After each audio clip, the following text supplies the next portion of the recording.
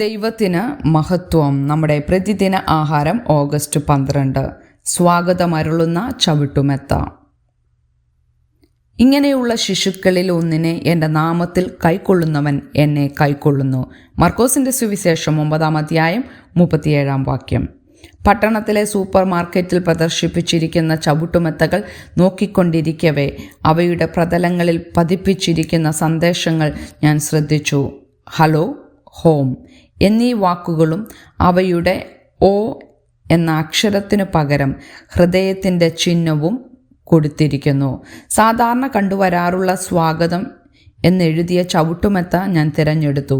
വീടിൻ്റെ വാതിൽ പടിയിൽ അതിട്ടുകൊണ്ട് ഞാൻ എൻ്റെ ഹൃദയം പരിശോധിച്ചു. ദൈവം ആഗ്രഹിക്കുന്ന വിധത്തിൽ എൻ്റെ ഭവനം ശരിക്കും സ്വാഗതം ചെയ്യുന്നുണ്ടോ? ദുരിതത്തിലോ കുടുംബ കലഹത്തിലോ അകപ്പെട്ട ഒരു കുട്ടിയെ, ആവശ്യത്തിലിരിക്കുന്ന ഒരു അയൽക്കാരനെ, നഗരത്തിന് പുറത്തുനിന്ന് വന്ന് പെട്ടെന്ന് വിളിച്ച ഒരു കുടുംബാംഗത്തെ. മർക്കോസ് 9-ൽ തൻ്റെ വിശുദ്ധ സാന്നിധ്യത്തിൽ പത്രോസും യാക്കോബും യോഹന്നാനും ഭയഭക്തിയോടെ നിലകൊണ്ട മറുരൂപ മലയിൽ നിന്ന് പ്രത്യാശ നഷ്ടപ്പെട്ട ഒരു പിതാവിന് ദുരാത്മാവ് ബാധിച്ച ബാലനെ സുഖപ്പെടുത്താൻ യേശു ഇറങ്ങി വരുന്നു. അതേ തുടർന്ന് ആസന്നമായ തൻ്റെ മരണത്തെക്കുറിച്ച് യേശു ശിഷ്യന്മാർക്ക് സ്വകാര്യ പാഠങ്ങൾ പറഞ്ഞുകൊടുത്തു. അവർക്ക് അവൻ്റെ ആശ്രയം തീരെ മനസ്സിലാക്കാൻ കഴിയാതെ പോയി.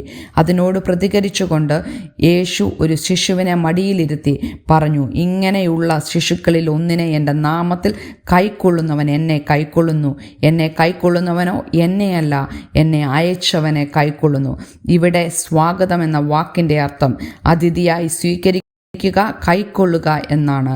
അവനെ എപ്രകാരം സ്വാഗതം ചെയ്യുമോ അതുപോലെ അവഗണിക്കപ്പെടുന്നവരെയും അസൗകര്യമായി കരുതപ്പെടുന്നവരെയും ഉൾപ്പെടെ ഏവരെയും തൻ്റെ ശിഷ്യന്മാർ സ്വാഗതം ചെയ്യണമെന്ന് യേശു ആഗ്രഹിക്കുന്നു.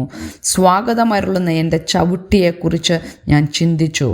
അവൻ്റെ സ്നേഹം ഞാൻ എപ്രകാരം മറ്റുള്ളവരിലേക്ക് പകരുമെന്നതിനെക്കുറിച്ച് ഞാൻ വിചിന്തനം നടത്തി. യേശുവിനെ ഒരു അമൂല്യ അതിഥിയായി സ്വാഗതം ചെയ്തുകൊണ്ടാണ് ഇത് ആരംഭിക്കുന്നത്.